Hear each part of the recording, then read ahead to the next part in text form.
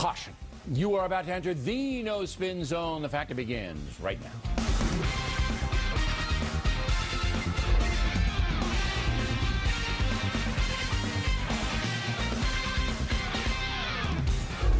Hi, I'm Bill O'Reilly. Thanks for watching us tonight. A political hit job exposed. That is the subject of this evening's Talking Points memo. Last week, the nation saw an example of how dirty politics can get. In the California gubernatorial race, a liberal lawyer named Gloria Allred accused Republican candidate Meg Whitman of employing an illegal alien. The woman, housekeeper Nikki Diaz, apparently worked for the Whitmans for about 9 years and was paid $23 an hour. She was hired from an employment agency, but says that she was fired by Meg Whitman once her campaign for governor got underway. For her part, Ms. Whitman denies any wrongdoing, saying she thought Ms. Diaz was legit. The issue was center stage during a debate on Saturday. After November 2nd, no one's going to be watching out for Nikki Diaz. And Jerry, you know, you should be ashamed. You and your surrogates put her deportation at risk.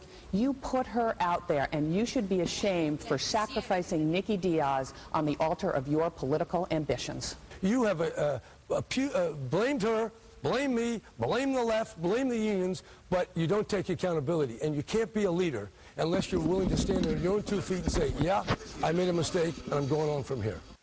Now, Californians are smart enough to decide the issue for themselves, but there's no question that Ms. Diaz is being used to hurt Ms. Whitman. Ms. Allred, of course, says she is simply exposing the truth and points to a letter the Whitmans received stating that the Social Security number Ms. Diaz was using was suspect. Here's the letter. She said we, meaning her husband and herself, never received it. And here it is. It's got her address on it. It's got her name on it. Yeah. It's got her husband's handwriting on it. Gloria, this is almost delusional because, yes, that's what I'm telling you. This is where you'd get barbecued in court. But this doesn't show Meg Whitman knows it. It shows that her husband was confused by it, turns it over to the housekeeper, and then the housekeeper apparently sits on it because she knows she has this big fat lie. Meg Whitman said to the public and the press before I showed this letter, we never received that letter. So she is saying flatly, denying that her husband ever received it as well. Gloria, no, but Gloria, she lied. She said her husband didn't either. There isn't a single, if this ever went to the jury, and this doesn't go to the jury, there isn't a single jury. It's not going to court. What you've done is you've outed your client, told the world that here we've got this undocumented person in the United States who now under penalty of perjury has lied. You put a big neon sign, come arrest my client. Okay. You referred to your client as Rosa Parks because she lied and duped Meg Whitman into thinking that she was legal, and so suddenly she's the Rosa Parks. I'll tell you why she's Rosa Parks. She is Rosa Parks, and she is very admired by a lot of people who are Latinas, who are Latinos, and others who are not, because everybody appreciates the huge risks that she is taking. And I know that a lot of people like you and a lot of people on Fox News Channel would like her to be silenced. And just let Meg... Gloria, Gloria, don't you dare do that to me. All right, you can make the call on that exposition. I thought Greta did her job very well. But the attacks on Meg Whitman did do some damage to her. A new Rasmussen poll shows Jerry Brown now leading 49-44, and the race was almost a dead heat before the thing blew up. So this whole incident brings up questions of loyalty, lies, and dirty tricks. In other words, it is politics as usual. And that's a memo. Now for the top story tonight, let's bring in Greta Van Susteren, host of On the Record, who joins us now from Washington. You're coming at this from that Meg Whitman got jobbed here? Do you think this was a hatchet job and unfair to the candidate?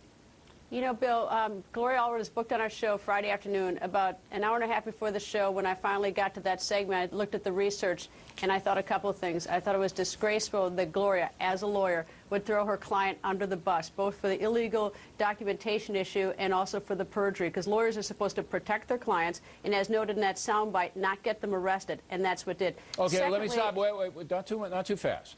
When you say perjury, what do you mean? Apparently, as best we know it, is that when the housekeeper applied for a job or went to work at this employment agency or was seeking a job, she filled out the Social Security number on the form to indicate she could be in the United States legally, and that number apparently was falsified, which is why several years later that that Meg they got Whitman's the letter. husband So received that's a a letter. crime, right? To put in a false Social Security number is a crime. It's a lot. Yeah, So yeah, it's a crime. In effect, Allred admitted, all right, that here's this woman. She falsified her Social Security number. The feds picked up on it and sent a letter out to the Whitmans, apparently, that said, look, there's something wrong here. This doesn't match. Mr. Whitman, the husband, is that his name? Dr. Whitman. He apparently is I don't know either one of them, but he's a surgeon at He kicks Stanford. it back to her saying, Nikki, please check this, thanks, which anybody would do. I would do that. I'm busy. You would do it, I guess. I mean, I don't see anything wrong with that. And then it vanishes for what we know. And then Gloria Allred obviously resurrects it because Ms. Diaz took the letter and the note and kept it. So, all right. So Allred puts her client in jeopardy, but we called ICE, Homeland Security. They're not going to comment on what they're going to do. You say the U.S. attorney should open an investigation? I'm not saying that they should. I'm saying that I would never in a million years put my client out front with a neon sign to federal prosecutors and say, hey, my client just violated the law. Come get her. Well, feds got to do something. That's what I would never do. They got to do something. They can't just ignore it. This is huge. They have to do something. I have no idea, but I tell you one thing. While this may not be a violent crime, I do know from my experience in the criminal justice system is that prosecutors will take cases to send a message to others. Unless you're a Black Panther. Unless you're a Black Panther, then you're not going to. But that's the same thing. If they don't look into this, if the Justice Department doesn't look into this at some level, it's the same thing. Say, look, we don't care, even if it does tilt the gubernatorial race. We're not going to look into it. That's a whole other issue, but there is a risk to this client, to this woman.